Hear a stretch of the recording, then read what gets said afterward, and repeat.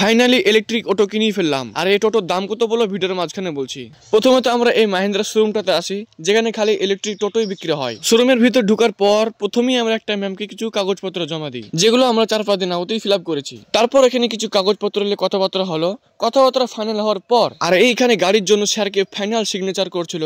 আর এই যে এই টোটোটা আমাদের জন্য রেডি করে রাখা হয়েছে। আর গাড়িটা আমি কিনেছি আমার মামাতো ভাই। তারপর স্যার আমাদের গাড়ির ব্যাপারে কিছু শেয়ার করছিল, যে কিভাবে গাড়ি স্টার্ট করবে, কিভাবে চার্জ দেবে, কবে সার্ভিস করবে, এইসব ব্যাপারে। তারপর নতুন গাড়ি উদ্বোধন করার জন্য কিছু বেলুন টাঙিয়ে দিচ্ছিল, সাথে 1 প্যাকেট সোনপাপড়ি দিয়েছিল এবং ওর সাথে একটা চাবির রিং শুদ্ধ দিয়েছিল। তারপর ফাইনালি আমরা গাড়ি শোরুম থেকে বের করে ফেললাম। আর এইখানে তো আমার ভাইয়ের ছেলেটা একদম খুশিতে নাচছিল, কারণ আজ ওর বাবা নতুন গাড়ি কিনেছে দেখে। তারপর গাড়িতে চাপার পর আমার ভাইয়ের ছেলেটা একটু বেশি খুশি ছিল, তার সাথে আমিও, কারণ পুরনো মডেলের টোটো থেকে এই নতুন মডেলের টোটোগুলো অনেকটা স্মুথ আর এর দামটাও অনেক বেশি, 3,65,000।